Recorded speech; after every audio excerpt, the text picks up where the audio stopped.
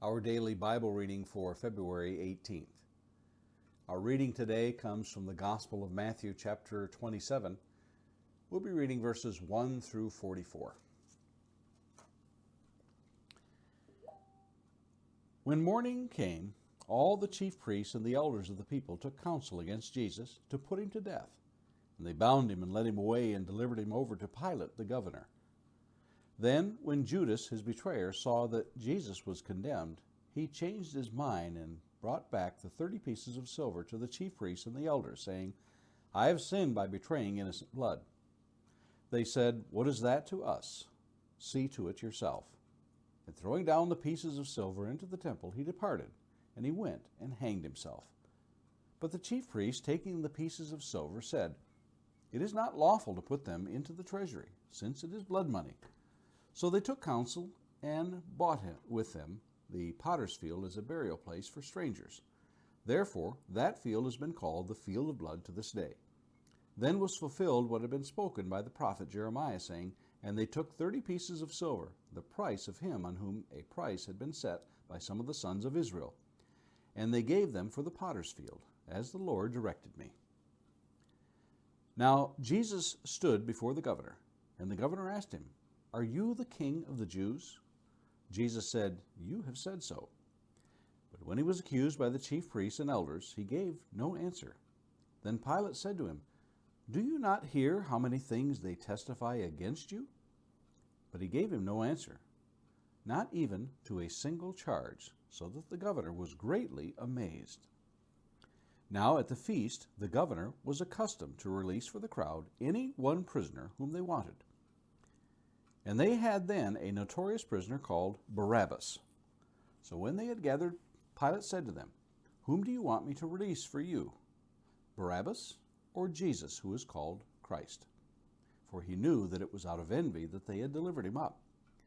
Besides, while he was sitting on the judgment seat, his wife sent word to him, Have nothing to do with that righteous man, for I have suffered much because of him today in a dream. Now the chief priests and the elders persuaded the crowd to ask for Barabbas and destroy Jesus. The governor again said to them, Which of the two do you want me to release for you? And they said, Barabbas. Pilate said to them, Then what shall I do with Jesus, who is called Christ? They all said, Let him be crucified. And he said, Why, what evil has he done? But they shouted all the more, Let him be crucified. So when Pilate saw that he was gaining nothing, but rather that a riot was beginning, he took water and washed his hands before the crowd, saying, I am innocent of this man's blood. See to it yourselves. And all the people answered, His blood be on us and on our children. Then he released for them Barabbas, and having scourged Jesus, delivered him to be crucified. Then the soldiers of the governor took Jesus into the governor's headquarters, and they gathered the whole battalion before him. And they stripped him, and put a scarlet robe on him, and twisting together a crown of thorns, they put it on his head, and put a reed in his right hand. And kneeling before him, they mocked him, saying, Hail, King of the Jews! And they spit on him, and took the reed, and struck him on the head. When they had mocked him, they stripped him of the robe, and put on his own clothes on him, and led him away to crucify him. As they went out, they found a man of Cyrene, Simon by name. They compelled this man to carry his cross.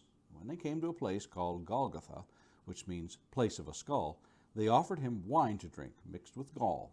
But when he tasted it, he would not drink it. When they had crucified him, they divided his garments among them by casting lots.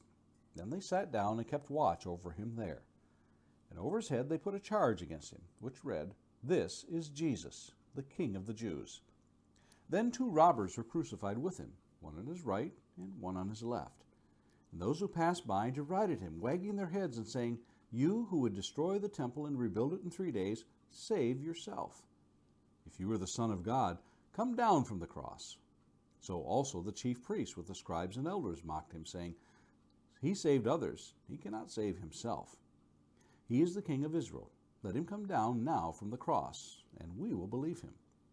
He trusts in God, let God deliver him now, if he desires him. For he said, I am the Son of God. And the robbers who were crucified with him also reviled him in the same way. A few thoughts for today. What must Pilate have thought there on his judgment seat, looking out over the howling mob?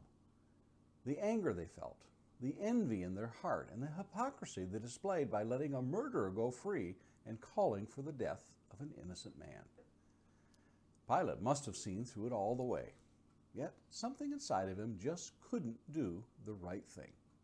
Even his wife urges him to stay out of this, for a dream the night before had caused her no small amount of grief in this matter. Pilate's decisions were of his own free will. He chose at each point to succumb to his own selfish reasons rather than to do the right thing.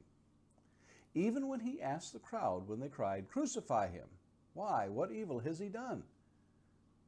Luke tells us, and he said to them the third time, "Why? What evil has this man done?